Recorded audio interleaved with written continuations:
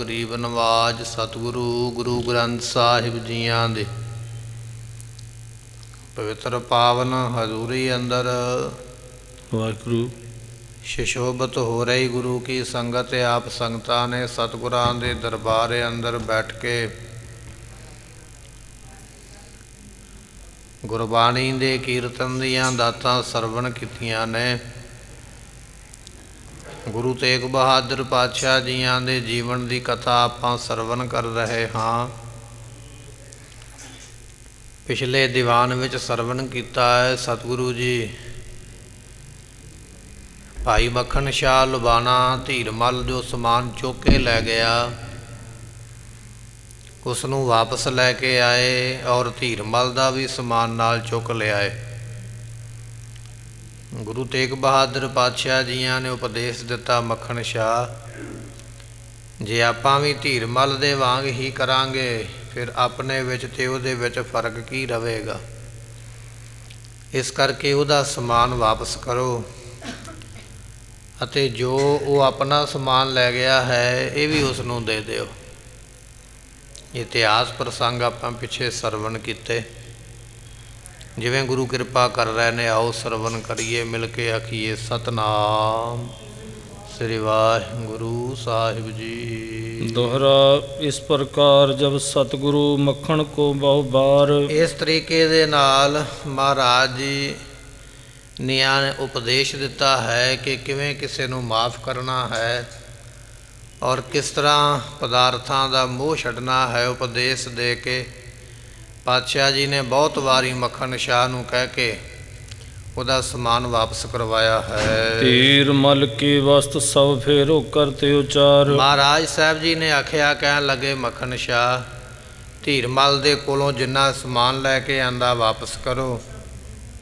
ਜਿਹੜਾ ਪਦਾਰਥ ਜਿਹੜੀ ਵਸਤੂ ਸਾਡੇ ਘਰ ਵਿੱਚੋਂ ਵੀ ਲੈ ਕੇ ਗਿਆ ਸੀਗਾ ਉਹ ਵੀ ਉਸ ਨੂੰ ਵਾਪਸ ਕੀਤੀ ਜਾਵੇ। ਚੌਪਈ ਮਾਤ ਨਾਨਕੀ ਤਬ ਚਲਿਆ। ਇੰਨੇ ਚਿਰ ਨੂੰ ਮਾਤਾ ਨਾਨਕੀ ਸਾਹਿਬ ਜੀ ਜੋ ਗੁਰੂ ਤੇਗ ਬਹਾਦਰ ਪਾਤਸ਼ਾਹ ਜੀਆਂ ਦੇ ਮਾਤਾ ਜੀ ਨੇ ਉਹ ਵੀ ਚੱਲ ਕੇ ਆਏ ਹਨ। ਜਿਸ ਕੇ ਹਿਰਦੇ ਅਧਿਕ ਰਿਸ ਛਾਈ। ਮਾਤਾ ਜੀਆਂ ਦੇ ਹਿਰਦੇ ਵਿੱਚ ਬੜਾ ਗੁੱਸਾ ਹੈ ਵੀ ਧੀਰਮਲ ਨੇ ਸਾਡੇ ਤੇ ਵਾਧਾ ਕੀਤਾ ਹੈ। ਹੁਣ ਮਾਤਾ ਜੀਆਂ ਦਾ ਪੋਤਰਾ ਹੀ ਲੱਗਦਾ ਧੀਰਮਲ ਵੀ ਔਰ ਗੁਰੂ ਤੇਗ ਬਹਾਦਰ ਪਾਤਸ਼ਾਹ ਪੁੱਤਰ ਲੱਗਦੇ। ਸੋ ਮਾਤਾ ਜੀ ਦੇ ਮਨ ਵਿੱਚ ਗੁੱਸਾ ਹੈ ਵੀ ਇਹ ਸਾਡਾ ਸ਼ਰੀਕ ਹੋ ਕੇ ਸਾਡੇ ਨਾਲ ਇਸਨੇ ਵਾਧਾ ਕੀਤਾ ਹੈ। ਧੀਰਮਲ ਕੀਨਸ ਅਪਰਾਧੂ। ਮਾਤਾ ਜੀ ਉਸ ਵੇਲੇ ਸੋਚਦੇ ਪਏ ਵੀ ਧੀਰਮਲ ਨੇ ਵੱਡਾ ਭਾਰੀ ਅਪਰਾਧ ਗੁਨਾਹ ਗਲਤੀ ਕੀਤੀ ਹੈ। ਇਸ ਕੋ ਹਿਤ ਚਾਹੇ ਪੁਨ ਇਹ ਸਾਧੂ। ਤੇ ਇਹਦਾ ਹਿੱਤ ਚਾਹੁੰਦੇ ਨੇ ਸਤਿਗੁਰੂ ਜੀ ਫਿਰ ਵੀ ਉਹਦਾ ਭਲਾ ਚਾਹੁੰਦੇ ਨੇ। ਇਹ ਗੱਲ ਠੀਕ ਨਹੀਂ ਹੈ। ਧੀਰਮਲ ਨੇ ਵਾਧਾ ਕੀਤਾ ਸਾਡੇ ਘਰ ਦਾ ਸਮਾਨ ਲੁੱਟ ਕੇ ਲੈ ਗਿਆ। ਸਾਡੇ ਘਰੇ ਆ ਕੇ ਉਸਨੇ ਬੜੀਆਂ ਉੱਚੀਆਂ ਨੀਵੀਆਂ ਗੱਲਾਂ ਕੀਤੀਆਂ ਨੇ। ਕਈ ਤਰ੍ਹਾਂ ਦੀਆਂ ਉਸਨੇ ਝਗੜੇ ਕੀਤੇ ਨੇ ਪਰ ਸਤਿਗੁਰੂ ਜੀ ਫਿਰ ਵੀ ਉਸ ਦਾ ਭਲਾ ਚਾਹੁੰਦੇ ਹਨ। ਜੋਗ ਦੰਡ ਕੋ ਛਤਰ ਵਿਸਾਲਾ। ਮਾਤਾ ਜੀ ਸੋਚਦੇ ਨੇ ਵੀ ਧੀਰਮਲ ਨੂੰ ਦੰਡ ਦੇਣਾ ਚਾਹੀਦਾ ਸਜ਼ਾ ਦੇਣੀ ਚਾਹੀਦੀ ਹੈ ਔਰ ਸਜ਼ਾ ਵੀ ਇਹੋ ਜਿਹੀ ਦੇਣੀ ਚਾਹੀਦੀ ਹੈ ਵੀ ਗਾਂਹ ਤੋਂ ਕੋਈ ਇਸ ਤਰ੍ਹਾਂ ਦੀ ਗਲਤੀ ਨਾ ਕਰੇ। ਜਵਾਲਾ ਬਮਣੀ ਹੱਥ ਤਿਸ ਕਾਲਾ। ਤੇ ਉਸ ਵੇਲੇ ਜਿਹੜੀ ਸਜ਼ਾ ਹੈ ਇਸ ਨੂੰ ਤੇ ਗੋਲੀ ਮਾਰ ਦੇਣੀ ਚਾਹੀਦੀ ਹੈ। ਮਾਤਾ ਜੀ ਨੂੰ ਇੰਨਾ ਗੁੱਸਾ ਹੈ ਮਨ ਦੇ ਵਿੱਚ ਵੀ ਧੀਰਮਲ ਨੇ ਜਿੰਨੇ ਗੁਨਾਹ ਕੀਤੇ ਨੇ ਇਹਨੂੰ ਤੇ ਗੋਲੀ ਮਾਰ ਕੇ ਮਾਰ ਦੇਣਾ ਚਾਹੀਦਾ ਹੈ। ਪ੍ਰਾਨ ਹਾਨ ਲਗ ਕੀਨ ਖੁਟਾਈ। ਇਸ ਨੇ ਸਾਡੇ ਪ੍ਰਾਣ ਲੈਣ ਤੱਕ ਇਸ ਨੇ ਖੁਟਾਈ ਕੀਤੀ ਹੈ ਖੋਟਾ ਕਰਮੇ ਕੀਤਾ ਹੈ। ਇੱਕ ਤੇ ਹੁੰਦਾ ਹੈ ਥੋੜ੍ਹਾ ਬਹੁਤਾ ਗੁਨਾਹ ਕਰਨਾ ਥੋੜ੍ਹੀ ਬਹੁਤੀ ਕੋਈ ਜ਼ਬਰਦਸਤੀ ਕਰਨੀ ਥੋੜ੍ਹੀ ਬਹੁਤੀ ਲੁੱਟ ਕਰਨੀ ਪਰ ਧੀਰਮਲ ਤੇ ਸਤਿਗੁਰਾਂ ਦੀ ਜਾਨ ਲੈਣਾ ਚਾਹੁੰਦਾ। ਜਾਨ ਲੈਣ ਤੱਕ ਉਸਨੇ ਯਤਨ ਕੀਤਾ ਵੀ ਗੋਲੀ ਚਲਾ ਦਿਓ ਮਹਾਰਾਜ ਤੇ। ਹੁਣ ਜਿਸ ਮਾਂ ਦਾ ਪੁੱਤਰ ਇੱਕੋ ਹੀ ਹੋਵੇ ਤੇ ਉਹਦੇ ਉੱਪਰ ਵੀ ਗੋਲੀ ਚਲਾਈ ਜਾਵੇ ਸਰੀਕੇ ਦੇ ਵੱਲੋਂ ਤੇ ਫਿਰ ਗੁੱਸਾ ਤੇ ਆਏਗਾ ਨਾ। ਇਸ ਕਰਕੇ ਮਾਤਾ ਜੀ ਗੁੱਸੇ ਵਿੱਚ ਹਨ। ਹਮ ਘਰ ਕੀ ਸਭ ਵਸਤ ਲੁਟਾਈ। ਦੂਜੀ ਗੱਲ ਇਹ ਹੈ ਵੀ ਸਾਡੇ ਘਰ ਦੀਆਂ ਵਸਤੂਆਂ ਅਸੀਂ ਤੇ ਕਿਸੇ ਦੇ ਘਰੋਂ ਕੁਝ ਨਹੀਂ ਲਿਆਂਦਾ ਪਰ ਜੋ ਸਾਡੇ ਘਰ ਦੇ ਵਿੱਚ ਸੀ ਉਹ ਵੀ ਸਾਡਾ ਲੁੱਟ ਕੇ ਸਾਰਾ ਲੈ ਗਏ ਹਨ। ਇਮ ਅਸਮੰਜਸ ਲਖ ਕਰ ਆਈ। ਇਹ ਗੱਲ ਠੀਕ ਨਹੀਂ ਹੈ ਅਣਵਣ ਗੱਲ ਹੈ। ਇਹ ਗੱਲ ਤੇ ਯੋਗ ਨਹੀਂ। ਚਲੋ ਠੀਕ ਹੈ ਉਹਦੇ ਘਰ ਦਾ ਸਮਾਨ ਮੋੜਨਾ ਇਹ ਠੀਕ ਹੈ ਪਰ ਸਾਡੇ ਘਰ ਦਾ ਵੀ ਦੇ ਦੇਣਾ ਇਹ ਗੱਲ ਠੀਕ ਨਹੀਂ। ਇਹ ਗੱਲ ਵਿਚਾਰ ਕੇ ਮਾਤਾ ਜੀ ਆਏ ਹਨ। ਮੱਖਣ ਸਹਿਤ ਉਠੇ ਅਗਵਾਈ। ਉਸ ਵੇਲੇ ਮਾਤਾ ਜੀ ਨੂੰ ਆਉਂਦਿਆਂ ਵੇਖ ਕੇ ਮੱਖਣ ਸ਼ਾਹ ਜਿੰਨੀਆਂ ਸਿੱਖ ਸੰਗਤਾਂ ਬੈਠੀਆਂ ਸਨ ਮਾਤਾ ਜੀ ਨੂੰ ਸਤਿਕਾਰ ਦੇਣ ਵਾਸਤੇ ਉੱਠ ਪਏ ਹਨ। ਹਾਥ ਜੋਰ ਪਦ ਬੰਧਨ ਠਾਨੀ, ਹੱਥ ਜੋੜ ਕੇ ਸੰਗਤਾਂ ਨੇ ਚਰਨਾਂ ਤੇ ਮੱਥਾ ਟੇਕਿਆ ਮਾਤਾ ਜੀ ਦੇ। ਮੱਖਣ ਸ਼ਾਹ ਨੇ ਵੀ ਮੱਥਾ ਟੇਕਿਆ ਹੈ। ਬੈਠੀ ਮਾਤਾ ਪਰਮ ਸੋਸਿਆਨੀ, ਮਾਤਾ ਜੀ ਬੜੇ ਸਿਆਣੇ ਨੇ, ਬੜੀ ਦੀਰਘ ਦ੍ਰਿਸ਼ਟੀ ਦੇ ਮਾਲਕ ਨੇ, ਲੰਮੀ ਸੋਚ ਵਾਲੇ, ਬੜੇ ਸਿਆਣਪ, ਬੜੇ ਸਿਆਣੇਕਾਰ ਹਨ। ਸ਼੍ਰੀ ਗੁਰਪਿਕੈ ਤੂਸ਼ਨ ਰਹੇ, ਮਹਾਰਾਜ ਸਾਹਿਬ ਜੀ ਜਦੋਂ ਵੇਖਿਆ ਮਾਤਾ ਜੀ ਆ ਗਏ ਨੇ, ਸਤਿਗੁਰੂ ਬੋਲਦੇ ਬੋਲਦੇ ਚੁੱਪ ਹੋ ਗਏ ਹਨ। ਅਪਰ ਭੇ ਨਹੀਂ ਬਾਕ ਕਿਸ ਕਾ ਹੈ, ਤੇ ਜਦੋਂ ਸਤਿਗੁਰੂ ਚੁੱਪ ਕਰ ਗਏ ਤੇ ਸੰਗਤਾਂ ਵੀ ਚੁੱਪ ਕਰ ਗਈਆਂ। ਉਹ ਮੱਖਣ ਸ਼ਾਹ ਦੀ ਜਿਹੜੀ ਵਾਰਤਾਲਾਪ ਹੋ ਰਹੀ ਸੀ ਵੀ ਸਮਾਨ ਮੋੜ ਕੇ ਆਉਣਾ, ਗੱਲਾਂ ਬਾਤਾਂ ਜਿਹੜੀਆਂ ਚੱਲਦੀਆਂ ਪਈਆਂ, ਮਾਤਾ ਜੀ ਦਾ ਆਉਣਾ ਵੇਖ ਕੇ ਸਾਰੇ ਚੁੱਪ ਕਰ ਗਏ ਹਨ। ਦੀਰਘ ਸ਼ੀਤਲ ਸਵਾਸਨ ਨੀਲਸ, ਤੇ ਉਸ ਵੇਲੇ ਕਹਿਣ ਲੱਗੇ ਕਿ ਮਾਤਾ ਸਾਹਿਬ ਜੀ ਲੰਮੇ ਲੰਮੇ ਸਾਹ ਲੈਂਦੇ ਹਨ। ਜਲ ਪਰ ਪੁਲਤ ਬਿਲੋਚਨ ਤੇ ਕੀਨਸ, ਉਸ ਵੇਲੇ ਮਾਤਾ ਜੀ ਦੇ ਨੇਤਰਾਂ ਦੇ ਵਿੱਚੋਂ ਜਲ ਵਗ ਪਿਆ, ਜਿਸ ਤਰ੍ਹਾਂ ਕੋਈ ਹੌਕਾ ਲੈਂਦਾ ਹੈ ਨਾ। ਹੌਕਾ ਲੈ ਕੇ ਲੰਮੇ ਲੰਮੇ ਸਾਹ ਲੈ ਕੇ ਮਾਤਾ ਸਾਹਿਬ ਜੀ ਨੇਤਰਾਂ ਵਿੱਚੋਂ ਜਲ ਵਹਿੰਦਾ, ਹੰਝੂ ਵਹਿੰਦੇ ਹਨ। ਓ ਮੱਖਣ ਸਿੱਖ ਸੁਣੀਐ ਬਾਤੀ, ਉਸ ਵੇਲੇ ਮਾਤਾ ਜੀ ਨੇ ਗੁਰੂ ਤੇਗ ਬਹਾਦਰ ਪਾਤਸ਼ਾਹ ਨੂੰ ਕੁਛ ਨਹੀਂ ਆਖਿਆ। ਮੱਖਣ ਸ਼ਾਹ ਨੂੰ ਮੁਖਾਬਤ ਹੋ ਕੇ ਕਹਿਣ ਲੱਗੇ, ਮੱਖਣ ਸ਼ਾਹ ਸਾਡੀ ਗੱਲ ਨੂੰ ਧਿਆਨ ਨਾਲ ਸੁਣਨਾ ਕਰ। ਮਾਮ ਸੁਤ ਸਦਾ ਰਹਿਤ ਇਹ ਭਾਂਤੀ, ਇਹ ਮੇਰਾ ਪੁੱਤਰ ਜਿਹੜਾ ਹੈ ਨਾ ਗੁਰੂ ਤੇਗ ਬਹਾਦਰ, ਇਹ ਤੇ ਸਦਾ ਹੀ ਇਦਾਂ ਰਹਿੰਦੇ, ਭੋਰੇ ਵਿੱਚ ਬੈਠੇ, ਬੰਦਗੀ ਦੇ ਵਿੱਚ, ਦੁਨੀਆਦਾਰੀ ਵੱਲ ਧਿਆਨ ਲਿਆਂਦਾ ਹੀ ਨਹੀਂ। ਇਹਨਾਂ ਦਾ ਤੇ ਸੁਭਾਅ ਹੀ ਇਸ ਤਰ੍ਹਾਂ ਦਾ ਹੈ, ਪਰ ਤੂੰ ਇਹਨਾਂ ਦੀ ਗੱਲ ਨੂੰ ਨਾ ਸੁਣਨਾ ਕਰ। ਭਏ ਪੰਜ ਭਰਾਤਾ ਬਰਵੀਰ, ਇਹਦੇ 5 ਭਰਾ ਨੇ। ਮਾਤਾ ਜੀ ਦੱਸਣ ਲੱਗ ਪਏ ਵੀ ਗੁਰੂ ਤੇਗ ਬਹਾਦਰ ਪਾਤਸ਼ਾਹ ਜੀ ਦੇ ਸਮੇਤ ਇਹ 5 ਭਰਾ ਸਨ। 4 ਭਰਾ ਹੋਰ ਨੇ, ਬਾਬਾ ਗੁਰਦਿੱਤਾ ਸਾਹਿਬ ਜੀ, ਬਾਬਾ ਅਣੀ ਰਾਏ ਜੀ, ਬਾਬਾ ਅਟਲ ਰਾਏ ਜੀ, ਬਾਬਾ ਸੂਰਜਮਾਲ ਜੀ ਤੇ ਗੁਰੂ ਤੇਗ ਬਹਾਦਰ ਪਾਤਸ਼ਾਹ ਜੀ। ਸੋ ਇਸੇ ਤਰ੍ਹਾਂ ਇਹ 5 ਭਰਾ ਨੇ, ਤੇ ਇਹਨਾਂ 5 ਭਰਾਵਾਂ ਦੇ ਵਿੱਚੋਂ ਗੁਰੂ ਤੇਗ ਬਹਾਦਰ ਪਾਤਸ਼ਾਹ ਇੱਕ ਹਨ। ਛਤਰੀ ਧਰਮ ਵਿਖੇ ਧਰ ਧੀਰ, ਛਤਰੀ ਧਰਮ ਜਿਹੜਾ ਹੁੰਦਾ ਸੂਰਮਿਆਂ ਵਾਲਾ, ਜੰਗ ਦੇ ਵਿੱਚ ਧੀਰ ਦੇ ਧਾਰਨ ਕਰਕੇ ਜੋ ਲੜਨਾ ਹੈ। ਬੜੋ ਭਰਾਤ ਗੁਰਦਿੱਤਾ ਭਇਓ, ਤੇ ਇਹਨਾਂ ਦੇ ਵੱਡੇ ਭਰਾ ਹੋਏ ਨੇ ਬਾਬਾ ਗੁਰਦਿੱਤਾ ਸਾਹਿਬ ਜੀ, ਜਿਨ੍ਹਾਂ ਦਾ ਛਤਰੀਆਂ ਵਾਲਾ ਸੁਭਾਅ ਸੀ, ਹਰ ਵੇਲੇ ਸ਼ਸਤਰ ਕੋਲ ਰੱਖਦੇ ਤੇ ਜੰਗ ਯੁੱਧ ਵਾਸਤੇ ਤਿਆਰ ਰਹਿੰਦੇ। ਤੇ ਕਈ ਜੰਗ ਯੁੱਧ ਬਾਬਾ ਗੁਰਦਿੱਤਾ ਸਾਹਿਬ ਜੀ ਨੇ ਕੀਤੇ ਹਨ। ਸਭ ਤੇ ਲਗ ਮਮ ਸੁਤ ਜਨਮਿਓ, ਉਹ ਸੀ ਵੱਡੇ, ਇਹ ਨੇ ਸਭ ਤੋਂ ਛੋਟੇ। ਇਹ ਮੇਰਾ ਪੁੱਤਰ ਹੈ ਜਿਹਨੇ ਮੇਰੀ ਕੁੱਖ ਤੋਂ ਜਨਮ ਲਿਆ। ਪਿਤਾ ਭਾਵੇਂ ਇਹਨਾਂ 5 ਦੇ ਇੱਕੋ ਹੀ ਨੇ, ਗੁਰੂ ਹਰਗੋਬਿੰਦ ਪਾਤਸ਼ਾਹ ਜੀ, ਪਰ 5 ਭਰਾਵਾਂ ਦੀਆਂ ਮਾਵਾਂ ਵੱਖੋ ਵੱਖਰੀਆਂ। ਜਿਹੜਾ ਵੱਡਾ ਪੁੱਤਰ ਸੀ ਬਾਬਾ ਗੁਰਦਿੱਤਾ, ਉਹ ਤੇ ਸ਼ਸਤਰਧਾਰੀ ਸੂਰਮਾ ਹੈ, ਜੰਗ ਕਰਦਾ ਰਿਹਾ ਪਿਤਾ ਜੀ ਦੇ ਨਾਲ ਰਲ ਕੇ। ਪਰ ਇਹ ਸਭ ਤੋਂ ਛੋਟੇ ਨੇ ਜਿਸ ਨੂੰ ਮੈਂ ਜਨਮ ਦਿੱਤਾ ਹੈ। ਨਹਿ ਵਿਵਹਾਰ ਰੁਚੈ ਜਿਸ ਕੋਈ, ਇਹਨਾਂ ਦੀ ਸ਼ੁਰੂ ਤੋਂ ਹੀ ਸੰਸਾਰ ਦੇ ਕੰਮਾਂ ਕਾਰਾਂ ਵਿੱਚ ਕੋਈ ਰੁਚੀ ਨਹੀਂ ਹੈ, ਕੋਈ ਧਿਆਨ ਨਹੀਂ। ਜਨਮ ਤੋਂ ਲੈ ਕੇ ਹੁਣ ਤੱਕ ਜਿੰਨੀ ਵੀ ਉਮਰਾਂ ਹੋ ਗਈ ਹੈ, ਇਹਨਾਂ ਨੇ ਕਦੇ ਵੀ ਦੁਨੀਆਦਾਰੀ ਦੇ ਕੰਮਾਂ ਵੱਲ ਧਿਆਨ ਨਹੀਂ ਦਿੱਤਾ ਹੈ। ਬੈਠੈ ਨਿਤ ਇਕਾਂਤ ਕੋ ਹੋਈ, ਸ਼ੁਰੂ ਤੋਂ ਲੈ ਕੇ ਤੂੰ ਤੇ ਅੱਜ ਆਇਆ, ਮੱਥਾ ਟੇਕਿਆ, ਤੇਰਾ ਤੇ ਅੱਜ ਵਾਹ ਪਿਆ ਹੈ, ਮੈਂ ਇਸ ਨੂੰ ਜਨਮ ਦਿੱਤਾ ਹੈ। ਮੈਂ ਸ਼ੁਰੂ ਤੋਂ ਹੀ ਦੇਖਦੀ ਹਾਂ ਇਕਾਂਤ ਵਿੱਚ ਇਕੱਲੇ ਬੈਠੇ ਰਹਿੰਦੇ ਹਨ। ਨਹਿ ਬੋਲਨ ਕਰ ਤੋ ਕਹਿ ਸੰਗ, ਇਹ ਕਦੇ ਵੀ ਕਿਸੇ ਨਾਲ ਬੋਲਦੇ ਨਹੀਂ, ਬਹੁਤ ਘੱਟ ਆਪਣੇ ਮੁਖ ਤੋਂ। ਇਹ ਜਦੋਂ ਕਿਤੇ ਕੋਈ ਜ਼ਰੂਰੀ ਬਚਨ ਹੈ ਉਦੋਂ ਕਹਿੰਦੇ ਹਨ। ਲੈਣ ਦੇਣ ਤੋਂ ਕਹਾਂ ਸੁਢੰਗ, ਇਹਨਾਂ ਨੂੰ ਬਹੁਤੀ ਗੱਲਬਾਤ ਕਦੇ ਕੀਤੀ ਨਹੀਂ ਹੈ। ਤੇ ਜਿਨ੍ਹਾਂ ਨੇ ਕਦੇ ਬਹੁਤੀ ਗੱਲਬਾਤ ਹੀ ਨਹੀਂ ਕੀਤੀ, ਉਹਨੂੰ ਕੀ ਪਤਾ ਵੀ ਕਿਵੇਂ ਕਿਸੇ ਤੋਂ ਲੈਣਾ ਹੈ, ਕਿਵੇਂ ਕਿਸੇ ਨੂੰ ਦੇਣਾ ਹੈ।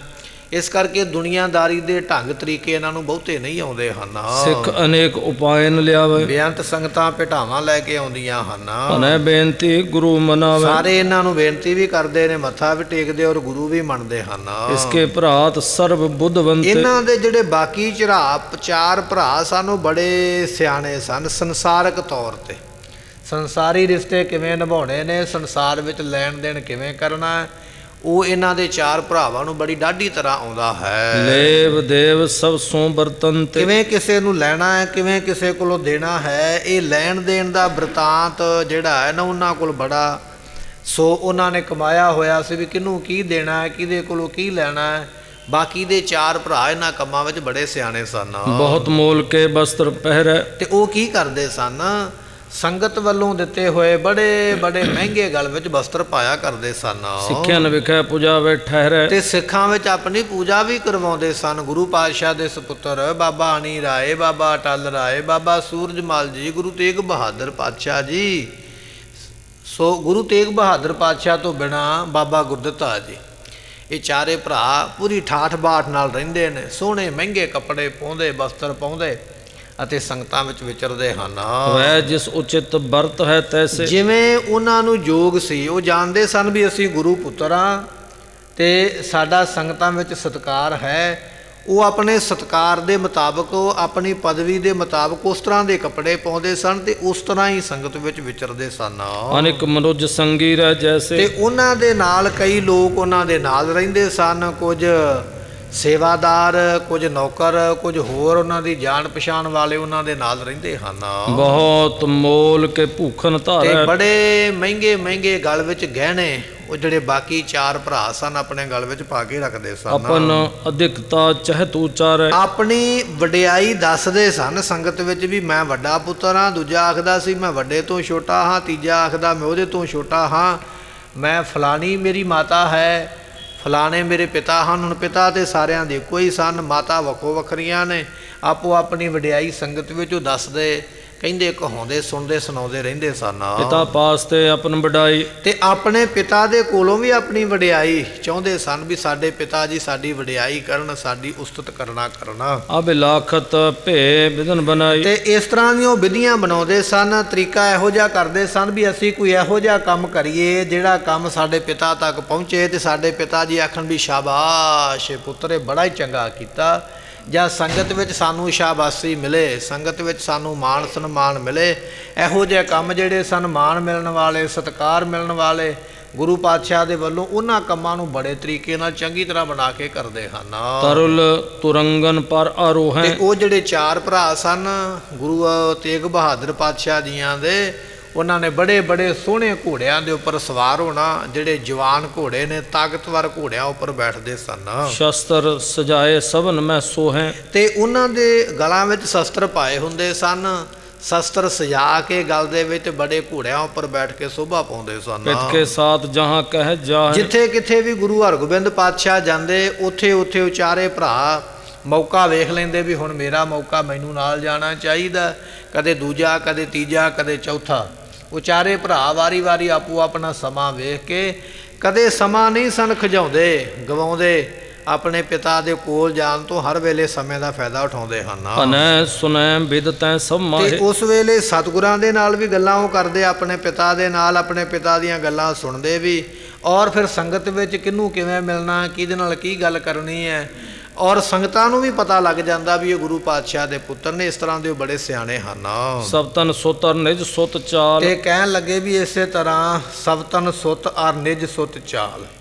ਸਬਤਨ ਤੋਂ ਭਾਵ ਹੁੰਦਾ ਹੈ ਕਿ ਜਿਹੜੀਆਂ ਮੇਰੀਆਂ ਸ਼ੌਂਕਣਾਂ ਦੇ ਪੁੱਤਰ ਨੇ, ਔਰ ਆਪਣੇ ਪੁੱਤਰ ਦੀ ਰੀਤੀ ਦੇਖ ਕੇ ਮੇਰਾ ਮਨ ਬਿਹਾਲ ਹੁੰਦਾ। ਮਾਤਾ ਜੀ ਦੱਸਦੇ ਪਏ ਵੀ ਜਿਹੜੀਆਂ ਮੇਰੀਆਂ ਦੂਜੀਆਂ ਸ਼ੌਂਕਣਾਂ ਸਨ, ਗੁਰੂ ਹਰਗੋਬਿੰਦ ਪਾਤਸ਼ਾਹ ਦੀਆਂ ਦੂਜੀਆਂ ਪਤਨੀਆਂ ਸਨ, ਉਹਨਾਂ ਦੇ ਪੁੱਤਰਾਂ ਵੱਲ ਵੇਖ ਕੇ ਵੀ ਉਹ ਸੋਹਣੇ ਸੋਹਣੇ ਘੋੜਿਆਂ 'ਤੇ ਬੈਠਦੇ ਨੇ, ਸੋਹਣੇ ਸੋਹਣੇ ਗਹਿਣੇ ਵੀ ਪਾਉਂਦੇ, ਸ਼ਸਤਰ ਵੀ ਸਜਾਉਂਦੇ, ਔਰ ਗੁਰੂ ਹਰਗੋਬਿੰਦ ਪਾਤਸ਼ਾਹ ਦੇ ਕੋਲ ਵੀ ਰਹਿੰਦੇ, ਸੰਗਤ ਵਿੱਚ ਵੀ ਵਿਚਰਦੇ। ਇਹ ਸਾਰਾ ਕੁਝ ਮੈਂ ਆਪਣੀਆਂ ਅੱਖਾਂ ਦੇ ਨਾਲ ਵੇਖਦੀ।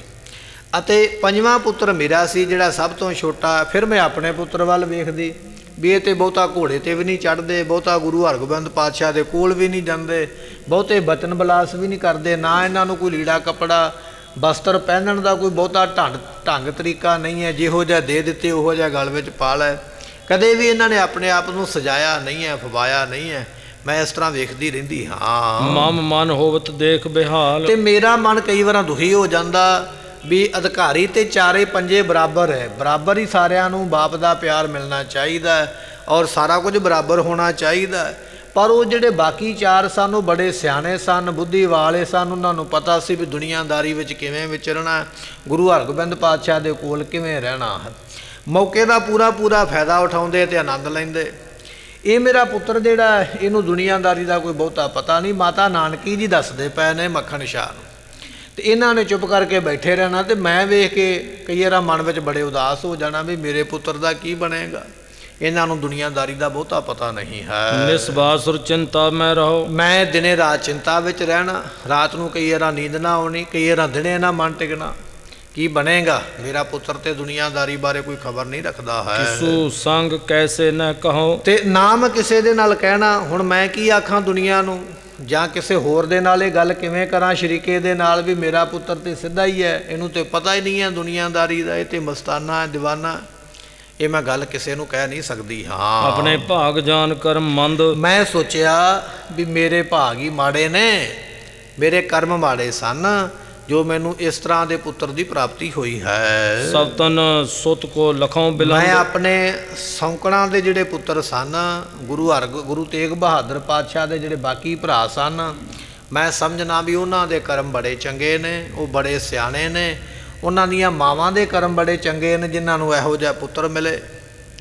ਤੇ ਜਦੋਂ ਮੈਂ ਵੇਖਣਾ ਆਪਣੇ ਪੁੱਤਰ ਵੱਲ ਤੇ ਮੈਂ ਵੇਖਣਾ ਵੀ ਮੇਰੀ ਕਿਸਮਤ ਮਾੜੀ ਹੈ, ਮੈਨੂੰ ਇਸ ਤਰ੍ਹਾਂ ਦਾ ਸਿੱਧਾ ਪੁੱਤਰ ਮਿਲਿਆ ਹੈ। ਕਿਤ ਗਦੀਓਸ ਬਿਤੈ ਕਰਮਾ ਹੈ। ਤੇ ਕਹਿਣ ਲੱਗੇ ਵੀ ਇਸ ਤਰ੍ਹਾਂ ਕਈ ਦਿਨ ਆਪਣੇ ਘਰ ਦੇ ਵਿੱਚ ਮੈਂ ਬੈਠਿਆ ਸੋਚਦੇ ਰਹਿਣਾ ਵੀ ਕੀ ਬਣੇਗਾ ਆਉਣ ਵਾਲੇ ਸਮੇਂ ਵਿੱਚ।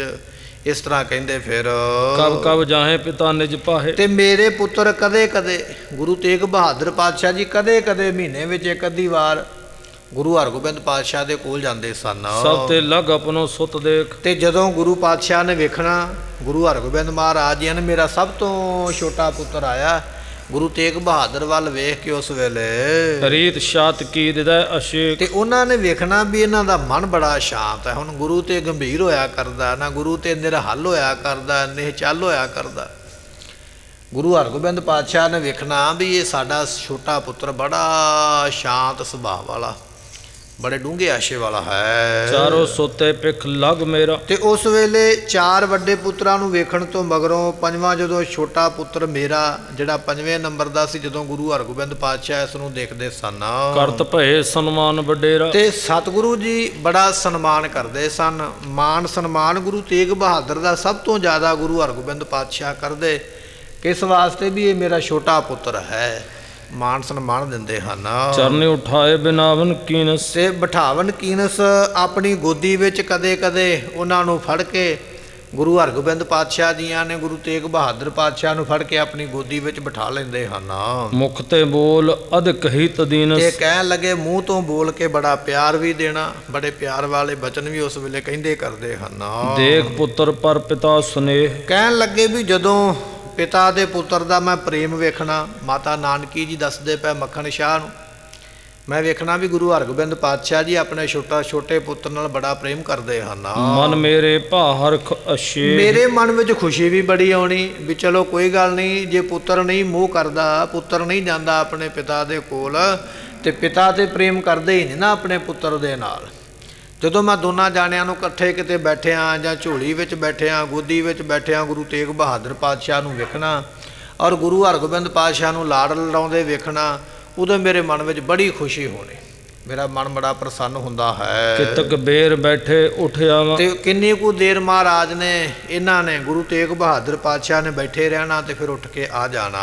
ਨਹੀਂ ਪੁੱਤਰ ਮਮ ਕਛੂ ਅਲਾਵਾ। ਪਰ ਮੇਰੇ ਪੁੱਤਰ ਨੇ ਕਹਿਣਾ ਕੁਝ ਨਹੀਂ, ਮੈਂ ਇਹ ਵੀ ਵੇਖਦੇ ਰਹਿਣਾ ਵੀ ਇਹ ਕੁਝ ਮੰਗੇਗਾ ਆਪਣੇ ਪਿਤਾ ਦੇ ਕੋਲੋਂ, ਵੀ ਮੈਨੂੰ ਵੀ ਘੋੜਾ ਚਾਹੀਦਾ, ਮੈਨੂੰ ਵੀ ਸੋਹਣੇ ਕੱਪੜੇ ਚਾਹੀਦੇ, ਮੈਨੂੰ ਵੀ ਸ਼ਸਤਰ ਚਾਹੀਦੇ, ਮੈਨੂੰ ਵੀ ਇਹ ਵਸਤੂ ਚਾਹੀਦੀ ਹੈ। ਮੈਂ ਵੇਖਦੀ ਰਹਿਣਾ ਵੀ ਇਹ ਮੰਗੇਗਾ, ਕੁਝ ਨਾ ਕੁਝ ਕਵੇਗਾ।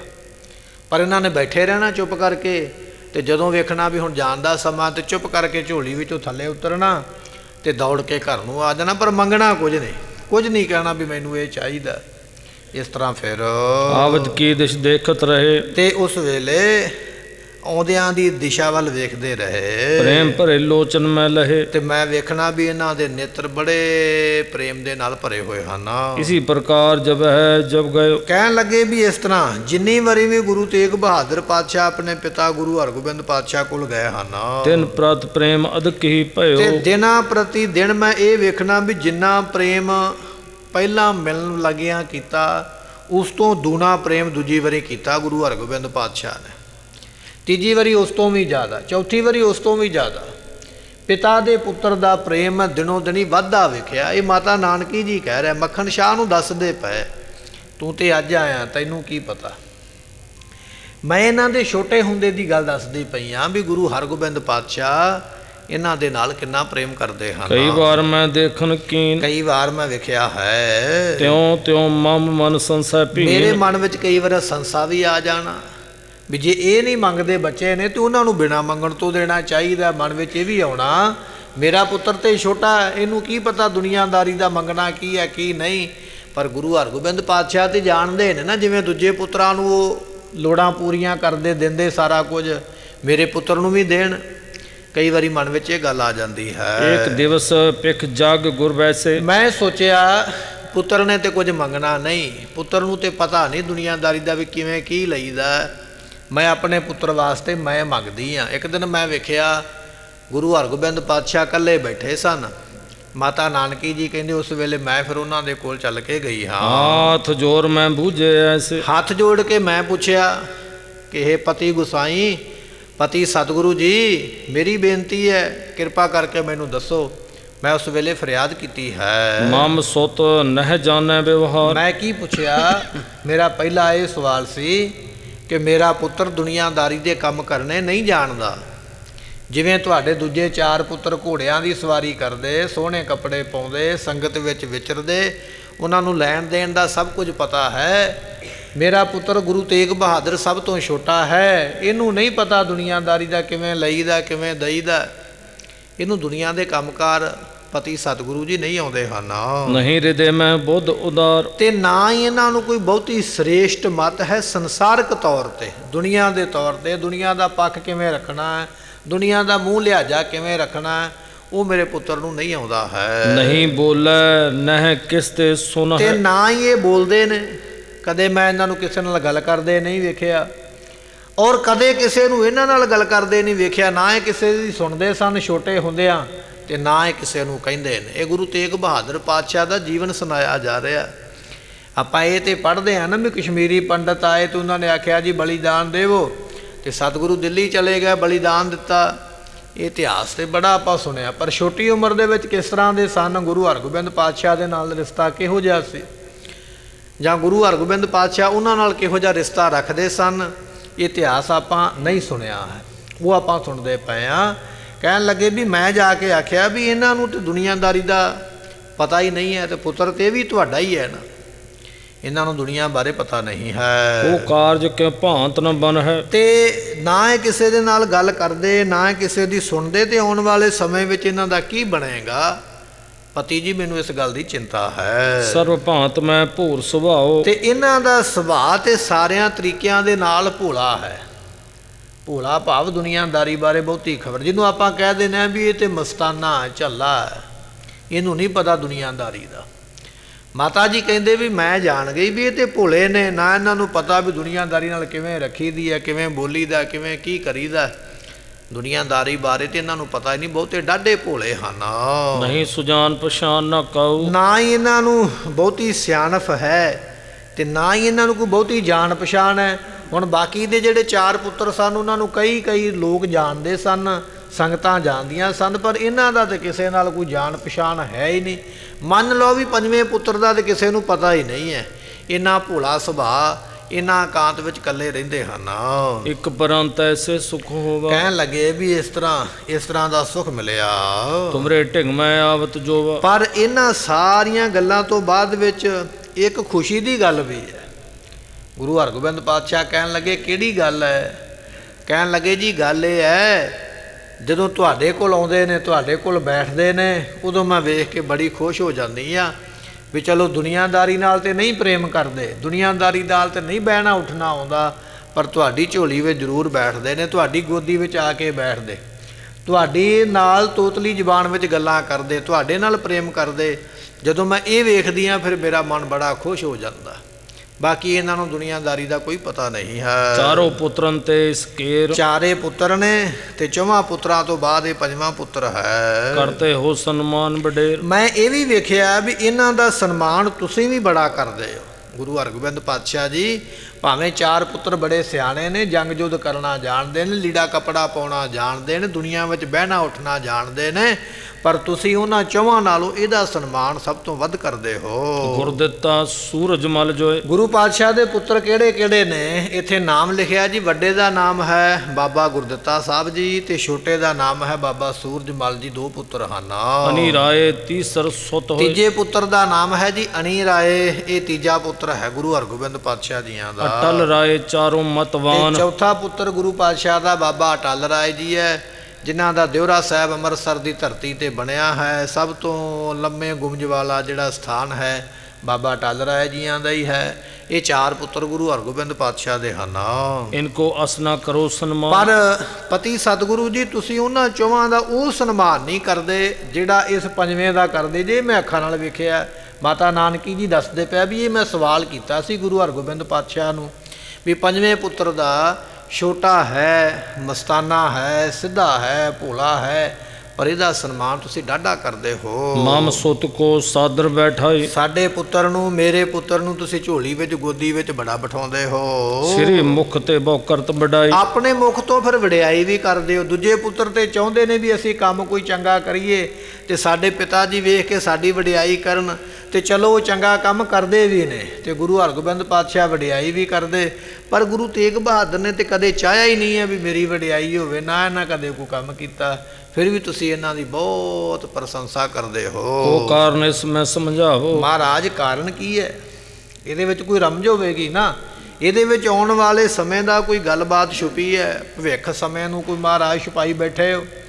ਮੈਨੂੰ ਤੇ ਪਤਾ ਨਹੀਂ, ਪਰ ਕਿਰਪਾ ਕਰਕੇ ਤੁਸੀਂ ਦੱਸੋ ਵੀ ਇਹ 5ਵੇਂ ਪੁੱਤਰ ਦਾ ਇੰਨਾ ਸਨਮਾਨ ਕਿਉਂ ਕਰਦੇ ਹੋ, ਇੰਨਾ ਲਾਡ ਕਿਉਂ ਕਰਦੇ ਹੋ, ਇੰਨਾ ਸਨੇਹ ਕਰਦੇ ਹੋ? ਇਹਦਾ ਕਾਰਨ ਕੀ ਹੈ? ਕਿਰਪਾ ਕਰਕੇ ਦੱਸਣਾ ਕਰੋ। ਨਿਤ ਸੰਸੈ ਹਿਰਦੈ ਮਿਟਾਵ। ਮੇਰੇ ਹਿਰਦੇ ਵਿੱਚ ਸੰਸਾ ਪੈ ਗਿਆ, ਭਰਮ ਪੈ ਗਿਆ। ਇਹ ਭਰਮ ਨੂੰ ਖਤਮ ਕਰੋ ਵੀ 4 ਪੁੱਤਰ ਤੁਹਾਡੇ ਬੜੇ ਲਾਇਕ ਨੇ, ਬੜੇ ਯੋਗ ਨੇ, ਬੜੇ ਸਿਆਣੇ ਨੇ, ਦੁਨੀਆਦਾਰੀ ਨਾਲ ਲੈਣਾ ਦੇਣਾ, ਉੱਠਣਾ ਬੈਠਣਾ, ਉਹਨਾਂ ਨੂੰ ਸਾਰਾ ਕੁਝ ਹੀ ਆਉਂਦਾ। ਕਈ ਬੰਦੇ ਉਹਨਾਂ ਨੇ ਨਾਲ ਜੋੜੇ ਨੇ, ਕਈ ਇਲਾਕੇ ਉਹਨਾਂ ਦੇ ਨਾਲ ਜੁੜੇ ਨੇ, ਕਈ ਸੰਗਤਾਂ ਉਹਨਾਂ ਦੇ ਨਾਲ ਜੁੜੀਆਂ। ਫਿਰ ਉਹ ਕੰਮ ਵੀ ਇਹੋ ਜਿਹਾ ਕਰਦੇ ਜਿਹਦੇ ਵਿੱਚ ਤੁਸੀਂ ਖੁਸ਼ ਰਹੋ। ਪਰ ਇਹ ਮੇਰਾ 5ਵਾਂ ਪੁੱਤਰ ਹੈ, ਸਭ ਤੋਂ ਛੋਟਾ, ਇਹਨੂੰ ਦੁਨੀਆਦਾਰੀ ਬਾਰੇ ਪਤਾ ਕੋਈ ਨਹੀਂ ਹੈ, ਕੰਮ ਘਰ ਇਹ ਕਦੇ ਕੋਈ ਨਹੀਂ ਕਰਦੇ, ਗੱਲ ਇਹ ਕਿਸੇ ਨਾਲ ਇਹ ਨਹੀਂ ਕਰਦੇ, ਗੱਲ ਕਿਸੇ ਦੀ ਇਹ ਨਹੀਂ ਸੁਣਦੇ। ਪਰ ਤੁਸੀਂ ਇਹਦੇ ਨਾਲ ਬੜਾ ਪ੍ਰੇਮ ਕਰਦੇ ਹੋ। ਜੇ ਪ੍ਰੇਮ ਕਰਦੇ ਹੋ ਤਾਂ ਇਹਦੇ ਵਿੱਚ ਕੋਈ ਕਾਰਨ ਹੋਵੇਗਾ ਜਿਹੜਾ ਆਉਣ ਵਾਲੇ ਸਮੇਂ ਦਾ, ਪਰ ਮੈਨੂੰ ਨਹੀਂ ਪਤਾ। ਮਹਾਰਾਜ ਕਿਰਪਾ ਕਰੋ, ਮੈਨੂੰ ਉਹ ਦੱਸੋ ਵੀ ਕਾਰਨ ਕੀ ਹੈ। ਇਹ ਮਾਤਾ ਨਾਨਕੀ ਜੀ ਸੁਣਾਉਂਦੇ ਪਏ ਮੱਖਣ ਸ਼ਾਹ, ਤੇ ਮੱਖਣ ਸ਼ਾਹ ਦੇ ਕੋਲ ਬੈਠੀਆਂ ਸੰਗਤਾਂ ਵੀ ਸੁਣਦੀਆਂ ਪਈਆਂ। ਮਾਤਾ ਨਾਨਕੀ ਸਾਹਿਬ ਜੀ ਕਹਿ ਰਹੇ ਵੀ ਜਦੋਂ ਮੈਂ ਇਹ ਸਵਾਲ ਕੀਤਾ ਨਾ ਗੁਰੂ ਹਰਗੋਬਿੰਦ ਪਾਤਸ਼ਾਹ ਨੂੰ, ਤੇ ਫਿਰ ਉਸ ਵੇਲੇ ਕਹਿਣ ਲੱਗੇ ਹਨ, ਸੁਣ ਕੇ ਜਗ ਗੁਰ ਮੁਗਲ ਅਰਾਤੀ। ਉਸ ਵੇਲੇ ਜਗਤ ਦੇ ਗੁਰੂ ਹਰਗੋਬਿੰਦ ਪਾਤਸ਼ਾਹ ਜੀ ਜਿਹੜੇ ਮੁਗਲਾਂ ਦੇ ਵੈਰੀ ਨੇ, ਮੁਗਲਾਂ ਦੇ ਵੈਰੀ ਨਹੀਂ, ਮੁਗਲਾਂ ਦੇ ਕੀਤੇ ਹੋਏ ਅਤਿਆਚਾਰ ਦੇ ਜਿਹੜੇ ਵੈਰੀ ਨੇ। ਮਹਾਰਾਜ ਦੀ ਕਿਸੇ ਜਾਤੀ ਦੇ ਨਾਲ ਜਾਂ ਕਿਸੇ ਧਰਮ ਦੇ ਨਾਲ ਕੋਈ ਵੈਰ ਨਹੀਂ ਹੈ, ਵੈਰ ਹੈ ਉਹਨਾਂ ਦੇ ਕੀਤੇ ਹੋਏ ਕੰਮਾਂ ਦੇ ਨਾਲ। ਹੁਣ ਔਰੰਗਜ਼ੇਬ ਵੀ ਮੁਗਲ ਹੈ ਤੇ ਗਨੀ ਖਾਂ ਤੇ ਨਬੀ ਖਾਂ ਵੀ ਮੁਗਲ ਨੇ। ਕਿਸੇ ਜਾਤੀ ਨਾਲ ਜਾਂ ਧਰਮ ਨਾਲ ਵੈਰ ਨਹੀਂ, ਵੈਰ ਹੈ ਜਿਹੜਾ ਬੰਦਾ ਪਾਪ ਕਰਦਾ ਉਹਦੇ ਪਾਪ ਦੇ ਨਾਲ, ਜਿਹੜਾ ਕੁਕਰਮ ਕਰਦਾ ਉਹਦੇ ਕੁਕਰਮ ਦੇ ਨਾਲ, ਜਿਹੜਾ ਦੁਨੀਆ ਨੂੰ ਦੁਖੀ ਕਰਦਾ ਹੈ ਉਹਦੇ ਕੰਮਾਂ ਦੇ ਨਾਲ ਵੈਰ ਹੈ, ਬੰਦੇ ਦੇ ਨਾਲ ਜਾਂ ਜਾਤੀ ਧਰਮ ਦੇ ਨਾਲ ਨਹੀਂ। ਗੁਰੂ ਹਰਗੋਬਿੰਦ ਪਾਤਸ਼ਾਹ ਜੀਓ, ਜਿਹੜੇ ਮੁਗਲ ਦੁਸ਼ਟ ਨੇ, ਪਾਪ ਕਰਨ ਵਾਲੇ, ਅਤਿਆਚਾਰ ਕਰਨ ਵਾਲੇ, ਤੁਸੀਂ ਉਹਨਾਂ ਦਾ ਨਾਸ਼ ਕਰਨ ਵਾਲੇ ਹੋ। ਦੀਰਘ ਬਾਹੂ ਆਯੁਤ ਛਾਤੀ। ਤੇ ਸਤਿਗੁਰਾਂ ਦੀਆਂ ਬਾਹਾਂ ਲੰਮੀਆਂ ਸਨ। ਕਵੀ ਸੰਤੋਖ ਸਿੰਘ ਜੀ ਕਹਿੰਦੇ ਲੰਮੀਆਂ ਬਾਹਾਂ ਤੇ ਚੌੜੀ ਛਾਤੀ। ਗੁਰੂ ਹਰਗੋਬਿੰਦ ਪਾਤਸ਼ਾਹ ਦੀ ਇਤਿਹਾਸਕਾਰ ਵਿਦਵਾਨ ਇਹ ਗੱਲ ਕਹਿੰਦੇ ਨੇ ਕਿ 10 ਪਾਤਸ਼ਾਹੀਆਂ ਦੇ ਵਿੱਚੋਂ ਸਭ ਤੋਂ ਵੱਡੇ ਆਕਾਰ ਦਾ ਸਰੀਰ 6ਵੇਂ ਪਾਤਸ਼ਾਹ ਦਾ ਹੈ। ਲੰਮਾ ਜਵਾਨ ਕੱਦ, ਲੰਮੀਆਂ ਬਾਹਾਂ, ਚੌੜੀ ਛਾਤੀ, ਭਾਰੀ ਸਰੀਰ ਮਹਾਰਾਜ ਜੀਆਂ ਦਾ ਬਾਕੀ ਸਾਰਿਆਂ ਦੇ ਨਾਲ। ਅਤੇ ਸਤਿਗੁਰਾਂ ਦੇ ਕੱਦ ਕਾਠ ਦਾ ਅੰਦਾਜ਼ਾ ਲਾਉਣਾ ਹੋਵੇ ਤੇ ਮਹਾਰਾਜ ਜੀਆਂ ਦਾ ਉਹ ਚੋਲਾ ਜਿਹਦੇ ਵਿੱਚੋਂ 52 ਰਾਜੇ ਛੜਾਏ ਨੇ, ਅੱਜ ਵੀ ਜ਼ਿਲ੍ਹੇ ਲੁਧਿਆਣੇ ਦੇ ਵਿੱਚ ਉਹ ਪਿਆ ਹੋਇਆ, ਜਾਂ ਮਹਾਰਾਜ ਜੀਆਂ ਦੇ ਸੋ ਉਹ ਬਸਤਰ ਜਿਹੜੇ ਮੋਗਾ ਜ਼ਿਲ੍ਹੇ ਦੇ ਵਿੱਚ ਭਾਈ ਡਰੌਲੀ ਨਗਰ ਵਿੱਚ ਪਏ ਹੋਏ, ਉਹਨਾਂ ਬਸਤਰਾਂ ਨੂੰ ਵੇਖ ਕੇ ਸਹਿਜੇ ਅੰਦਾਜ਼ਾ ਲਗਾਇਆ ਜਾ ਸਕਦਾ ਹੈ ਕਿ ਮਹਾਰਾਜ ਜੀਆਂ ਦਾ ਸਰੀਰ ਬੜਾ ਤਕੜਾ, ਲੰਮਾ, ਜਵਾਨ ਹੈ। ਤੇ ਇੱਥੇ ਕਵੀ ਜੀ ਵਡਿਆਈ ਕਰ ਰਹੇ ਨੇ, ਕਹਿਣ ਲੱਗੇ ਕਿ ਸਤਿਗੁਰੂ ਪਾਤਸ਼ਾਹ ਜੀ ਉਸ ਵੇਲੇ ਸੁਣਦੇ ਪਏ ਹਨ। ਕਮਲ ਪੱਤਰ ਬਿਸਤਰਤ ਵਿਲੋਚਨ। ਜਿਵੇਂ ਕਮਲ ਦੇ ਫੁੱਲ ਦੀਆਂ ਪੱਤੀਆਂ ਨੇ, ਕਮਲ ਦੇ ਫੁੱਲ ਦੀਆਂ ਪੰਖੜੀਆਂ ਹੁੰਦੀਆਂ, ਬੜੀਆਂ ਕੋਮਲ ਤੇ ਬੜੀਆਂ ਚੌੜੀਆਂ। ਮਹਾਰਾਜ ਦੇ ਨੇਤਰ ਵੀ ਇਸ ਤਰ੍ਹਾਂ ਬੜੇ ਮੋਟੇ ਸਨ। ਗੁਰੂ ਹਰਗੋਬਿੰਦ ਪਾਤਸ਼ਾਹ ਦੇ ਚੌੜੇ ਨੇਤਰ ਨੇ। ਉਹਨਾਂ ਨੇਤਰਾਂ ਦੇ ਉੱਪਰ ਜਿਹੜੀਆਂ ਪਲਕਾਂ ਨੇ, ਜਿਹੜੀਆਂ ਅਸੀਂ ਝਪਕਦੇ ਹਾਂ, ਬੜੀਆਂ ਸੋਹਣੀਆਂ ਤੇ ਬੜੀਆਂ ਚੌੜੀਆਂ ਹਨ। ਅਵਲੋਕਿਤ ਮੋਚਿਤ ਚਿਤ ਸੋਚਨ। ਸਤਿਗੁਰੂ ਪਾਤਸ਼ਾਹ ਜੀ ਜਿਹਦੇ ਵੱਲ ਤੱਕਦੇ ਸਨ, ਗੁਰੂ ਹਰਗੋਬਿੰਦ ਪਾਤਸ਼ਾਹ ਜੀ ਜਿਹਦੇ ਵੱਲ ਤੱਕਦੇ ਸਨ, ਉਹਦੀਆਂ ਸੋਚਾਂ ਨੂੰ ਹੀ ਕੱਟ ਦਿੰਦੇ ਸਨ। ਕਿਰਪਾ ਕਟਾਖ ਅਵਲੋਕਨ ਕੀਨੋ ਦਾਸ ਕਾ ਦੁਖ। ਜਦੋਂ ਮਿਹਰ ਭਰੀ ਨਜ਼ਰ ਦੇ ਨਾਲ ਤੱਕਦੇ ਸਨ ਮਹਾਰਾਜ ਜੀ, ਦਾਸਾਂ ਦੇ ਦੁੱਖਾਂ ਨੂੰ ਕੱਟ ਦਿੰਦੇ ਸਨ। ਕਿਰਪਾ ਕਟਾਖ, ਮਿਹਰ ਭਰੀ ਨਜ਼ਰ ਦੇ ਨਾਲ ਦੇਖਦੇ ਨੇ, ਦਾਸਾਂ ਦੇ ਦੁੱਖਾਂ ਨੂੰ ਕੱਟ ਦਿੰਦੇ। ਦਾਸ ਕਾ ਦੁਖ ਵਿਦਾਰਿਓ, ਦੁੱਖ ਨੂੰ ਨਾਸ ਕਰ ਦਿੰਦੇ। ਮਾਤਾ ਨਾਨਕੀ ਸਾਹਿਬ ਜੀ ਕਹਿਣ ਲੱਗੇ ਵੀ ਮਹਾਰਾਜ ਸਾਹਿਬ ਜੀ ਜਦੋਂ ਵੇਖਦੇ ਨੇ ਕਿਸੇ ਦੇ ਵੱਲ, ਉਹਦੇ ਸਾਰੇ ਦੁੱਖਾਂ ਨੂੰ ਨਾਸ ਹੀ ਕਰ ਦਿੰਦੇ, ਖਤਮ ਕਰ ਦਿੰਦੇ ਹਨ। ਸਰਬ ਨਰਨ ਤੇ ਦਹਿ ਵਿਸਾਲ। ਤੇ ਸਾਰਿਆਂ ਤੋਂ ਮਹਾਰਾਜ ਦਾ ਸਰੀਰ ਤਗੜਾ ਤੇ ਵੱਡਾ ਹੈ। ਮਹਾਰਾਜ ਵੱਖਰੇ ਹੀ ਸਿੱਖਾਂ ਦੇ ਵਿੱਚ, ਸੂਰਮਿਆਂ ਦੇ ਵਿੱਚ ਜਾਂਦੇ ਹੋਏ ਵੱਖਰੇ ਦਿਖਾਈ ਦਿੰਦੇ ਸਨ। ਤੇ ਪੈਂਦੇ ਖਾਨ ਨੇ ਜਦੋਂ ਸਾਰਿਆਂ ਨੂੰ ਢਾਹ ਲੈਣਾ ਨਾ ਆਪਣੇ ਜ਼ੋਰ ਦੇ ਨਾਲ, ਤੇ ਆਖਣਾ ਵੀ ਮੇਰੇ ਵਰਗਾ ਤਗੜਾ ਕੋਈ ਨਹੀਂ ਹੈ। ਹੁਣ ਪੈਂਦੇ ਖਾਨ ਦਾ ਬਲ ਤੇ ਆਪਾਂ ਪੜ੍ਹਦੇ ਹਾਂ ਨਾ ਗ੍ਰੰਥਾਂ ਦੇ ਵਿੱਚ, ਵੀ ਉਹ ਚਾਂਦੀ ਦੇ ਰੁਪਈਏ ਨੂੰ, ਸਿੱਕੇ ਨੂੰ ਹੱਥਾਂ ਵਿੱਚ 2 ਪੋਟਿਆਂ ਵਿੱਚ ਰੱਖ ਕੇ ਮਸਲ ਦੇਵੇ ਤੇ ਉਹਦੇ ਅੱਖਰ ਮਿਟਾ ਦਿੰਦਾ ਹੈ। ਤੇ ਜੇ ਹਾਥੀ ਨੂੰ ਸੁੰਡ ਤੋਂ ਫੜ ਲਵੇ ਤੇ ਹਾਥੀ ਹਿੱਲ ਨਹੀਂ ਸਕਦਾ, ਇੰਨੀ ਤਾਕਤ ਰੱਖਦਾ ਪੈਂਦੇ ਖਾਨ। ਪਰ ਜਦੋਂ ਗੁਰੂ ਹਰਗੋਬਿੰਦ ਪਾਤਸ਼ਾਹ ਨੇ ਉਹਦੇ ਨਾਲ ਕੁਸ਼ਤੀ ਕਰਨੀ, ਘੋਲ ਕਰਨਾ, ਤੇ ਮਹਾਰਾਜ ਨੇ ਸਹਿਜੇ ਚੁੱਕ ਕੇ ਉਹਨੂੰ ਥੱਲੇ ਰੱਖ ਲੈਣਾ, ਉੱਤੇ ਚੜ੍ਹ ਕੇ ਬੈਠ ਜਾਣਾ। ਤੇ ਪੈਂਦੇ ਖਾਨ ਨੇ ਆਖਣਾ ਮਹਾਰਾਜ ਤਗੜਾ ਤੇ ਮੈਂ ਡਾਢਾ ਹਾਂ, ਤੁਸੀਂ ਮੈਨੂੰ ਸ਼ਕਤੀ ਨਾਲ ਦਬਾਉਂਦੇ ਹੋ। ਤੇ ਗੁਰੂ ਹਰਗੋਬਿੰਦ ਪਾਤਸ਼ਾਹ ਨੇ ਕਹਿਣਾ ਨਹੀਂ ਪੈਂਦੇ ਖਾਨ, ਜਿਵੇਂ ਤੇਰਾ ਤਗੜਾ ਸਰੀਰ ਹੈ ਨਾ, ਤੂੰ ਆਖਦਾ ਵੀ ਮੈਨੂੰ ਢਾਹ ਨਹੀਂ ਸਕਦਾ, ਇਸੇ ਤਰ੍ਹਾਂ ਅਸੀਂ ਵੀ ਆਪਣੇ ਸਰੀਰ ਦੇ ਵਿੱਚ ਬਲ ਕਮਾਇਆ ਹੋਇਆ ਹੈ। ਇਹ ਸਾਡੀ ਸ਼ਕਤੀ ਨਹੀਂ, ਸਰੀਰ ਦਾ ਬਲ ਹੈ। ਤੇ ਵਿਦਵਾਨ ਲਿਖਦੇ ਨੇ ਜਦੋਂ ਗੁਰੂ ਹਰਗੋਬਿੰਦ ਪਾਤਸ਼ਾਹ ਦੇ ਹੱਥ ਵਿੱਚੋਂ ਤਲਵਾਰ ਚੱਲਦੀ ਸੀ, ਜਿਹੜਾ ਘੋੜੇ ਤੇ ਬੈਠਾ ਹੁੰਦਾ ਸੀ ਨਾ, ਉਹਦੀ ਧੌਣ ਦੇ ਸਮੇਤ ਘੋੜੇ ਦੀ ਪਿੱਠ ਨੂੰ ਚੀਰਦਿਆਂ ਹੋਇਆਂ ਤਲਵਾਰ ਮਿੱਟੀ ਵਿੱਚ ਥੱਲੇ ਗੱਡੀ ਜਾਂਦੀ ਸੀ। ਐ ਜਿਵੇਂ ਸਾਬਣ ਦੇ ਵਿੱਚੋਂ ਤਾਰ ਨਿਕਲ ਜਾਂਦੀ ਹੈ ਨਾ, ਇਸ ਤਰ੍ਹਾਂ ਤਲਵਾਰ ਦੋਨਾਂ ਸਰੀਰਾਂ ਨੂੰ ਕੱਟ ਕੇ ਧਰਤੀ ਵਿੱਚ ਜਾ ਖੁੱਭਦੀ ਸੀ। ਇੰਨਾ ਬਲ, ਇੰਨਾ ਜ਼ੋਰ ਮਹਾਰਾਜ ਜੀਆਂ ਦੇ ਵਿੱਚ। ਤੇ ਤਲਵਾਰ ਇਸ ਤਰ੍ਹਾਂ ਸਰੀਰ ਵਿੱਚੋਂ ਨਿਕਲਦੀ ਸੀ ਵੀ ਸੁੱਕੀ ਸਾਣੀ ਬਾਹਰ ਨਿਕਲ ਜਾਂਦੀ ਸੀ, ਖੂਨ ਲੱਗਣ ਦਾ ਵੀ ਸਮਾਂ ਨਹੀਂ ਸੀ ਮਿਲਦਾ। ਇੰਨਾ ਤਗੜਾ ਸਰੀਰ, ਇੰਨਾ ਬਲ ਹੈ ਗੁਰੂ ਹਰਗੋਬਿੰਦ ਪਾਤਸ਼ਾਹ ਜੀਆਂ ਦੇ ਵਿੱਚ। ਪੈਂਦੇ ਖਾਨ ਨੂੰ ਸਹਿਜੇ ਥੱਲੇ ਰੱਖ ਲੈਣਾ ਤੇ ਦੱਸਣਾ ਪੈਂਦੇ ਖਾਨ ਸਾਡੇ ਵਿੱਚ ਵੀ ਬਲ ਹੈ, ਸਾਡੇ ਵਿੱਚ ਵੀ ਜ਼ੋਰ ਹੈ। ਕਵੀ ਜੀ ਕਹਿਣ ਲੱਗੇ ਸਤਿਗੁਰਾਂ ਦਾ ਸਰੀਰ ਲੰਮਾ ਚੌੜਾ ਬੜੇ ਬਲ ਵਾਲਾ ਹੈ। ਕੌਣ ਕਰੇ ਸਮਤਾ ਤਿੰਨ ਨਾਲ। ਤੇ ਉਹਨਾਂ ਦੇ ਨਾਲ ਬਰਾਬਰੀ ਕੌਣ ਕਰ ਸਕਦਾ ਹੈ? ਕੋਈ ਦੁਨੀਆ ਦਾ ਬੰਦਾ ਜਿਹੜਾ ਗੁਰੂ ਹਰਗੋਬਿੰਦ ਪਾਤਸ਼ਾਹ ਨਾਲ ਬਰਾਬਰੀ ਕਰੇ। ਕਹਿਤ ਭਏ ਪਿਖ ਮੁਝ ਕਰ ਜੋਰੀ। ਜਦੋਂ ਮੈਂ ਹੱਥ ਜੋੜ ਕੇ ਸਾਹਮਣੇ ਬੈਠੀ, ਮਾਤਾ ਨਾਨਕੀ ਜੀ ਕਹਿੰਦੇ ਫਿਰ ਸਤਿਗੁਰਾਂ ਨੇ ਮੇਰੇ ਵੱਲ ਵੇਖਿਆ। ਪਹਿਲਾਂ ਤੇ ਬੈਠੇ ਸਨ ਮੌਜ ਵਿੱਚ, ਮੈਂ ਪੁੱਛਿਆ ਜੀ ਪੁੱਤਰ ਨਾਲ ਕਿਉਂ, ਪੰਜਵੇਂ ਨਾਲ ਹੀ ਕਿਉਂ ਇੰਨਾ ਮੋਹ ਕਰਦੇ ਹੋ, ਮੇਰੇ ਪੁੱਤਰ ਨਾਲ ਇੰਨਾ ਪ੍ਰੇਮ ਕਰਦੇ ਹੋ? ਜਿਹਨੂੰ ਦੁਨੀਆਦਾਰੀ ਦਾ ਪਤਾ ਨਹੀਂ, ਜਿਹਨੂੰ ਬੋਲਣ ਚੱਲਣ ਦਾ ਪਤਾ ਨਹੀਂ, ਇੰਨਾ ਪ੍ਰੇਮ। ਤੇ ਮੈਂ ਇਹ ਗੱਲ ਕਰਕੇ ਹੱਥ ਜੋੜੇ ਤੇ ਸਤਿਗੁਰਾਂ ਨੇ ਦੂਜਿਆਂ ਦੇ ਵੱਲੋਂ ਧਿਆਨ ਹਟਾਇਆ, ਮੇਰੇ ਵੱਲ ਵੇਖਿਆ। ਹੱਥ ਜੋੜੀ ਬੈਠੀ ਨੂੰ ਵੇਖ ਕੇ ਗੁਰੂ ਹਰਗੋਬਿੰਦ ਪਾਤਸ਼ਾਹ ਨੇ ਫਿਰ ਜਵਾਬ ਦਿੱਤਾ। ਕਹਿਣ ਲੱਗੇ ਨਾਨਕੀ ਜੀ ਫਿਰ ਸੁਣੋ, ਤੁਹਾਨੂੰ ਆਉਣ ਵਾਲਾ ਸਮਾਂ ਦੱਸੀਏ ਕੀ ਕਹਿੰਦਾ ਹੈ, ਤੁਹਾਨੂੰ ਦੱਸੀਏ ਤੁਹਾਡੇ ਪੁੱਤਰ ਦੇ ਗੁਣ ਵੀ ਇਹਨੇ ਕੀ ਕਰਨਾ ਹੈ। ਗੁਰੂ ਹਰਗੋਬਿੰਦ ਪਾਤਸ਼ਾਹ ਨੇ ਉਸ ਵੇਲੇ ਕਿਹੜੇ ਕਿਹੜੇ ਬਚਨ ਕੀਤੇ, ਕੱਲ੍ਹ ਦੇ ਦੀਵਾਨ ਵਿੱਚ ਸਰਵਣ ਕਰਾਂਗੇ। ਸਮੇਂ ਦੀ ਸਮਾਪਤੀ, ਭੁੱਲਾਂ ਦੀ ਮੁਆਫੀ। ਬਚਨ ਗੁਰੂ ਕਾ ਜਾਣ ਕੇ ਹਿਰਦੇ ਵਸੇ, ਭੁੱਲਾਂ ਦਾਸ ਦੀਆਂ ਜਾਣ ਕੇ ਮੁਆਫ ਕਰਨੀਆਂ। ਆਪ ਸੰਗਤਾਂ ਨੇ ਕੱਲ੍ਹ ਨੂੰ ਫਿਰ ਸਮੇਂ ਸਿਰ ਪਹੁੰਚਣਾ ਅਤੇ ਸਰਵਣ ਕਰਨਾ ਵੀ ਕਿਹੜੇ ਬਚਨ ਗੁਰੂ ਹਰਗੋਬਿੰਦ ਪਾਤਸ਼ਾਹ ਨੇ ਕੀਤੇ, ਜਿਹੜੇ ਹਾਲੇ ਤੱਕ ਸਾਡੀ ਜਾਣਕਾਰੀ ਵਿੱਚ ਨਹੀਂ ਆਏ, ਜਿਹੜੇ ਹਾਲੇ ਤੱਕ ਸਾਡੇ ਕੰਨਾਂ ਵਿੱਚ ਨਹੀਂ ਪਏ। ਕੱਲ੍ਹ ਨੂੰ ਫਿਰ ਆਪਾਂ ਇਸੇ ਕੜੀ ਨੂੰ ਅੱਗੇ ਛੇੜਾਂਗੇ। ਗੁਰੂ ਰਹਿਮਤ ਕਰੇ, ਲੇਖੈ ਕਤਹਿ ਨ ਛੂਟੀਐ। ਬਖਸ਼ਨਹਾਰ ਬਖਸ਼ ਲੈ।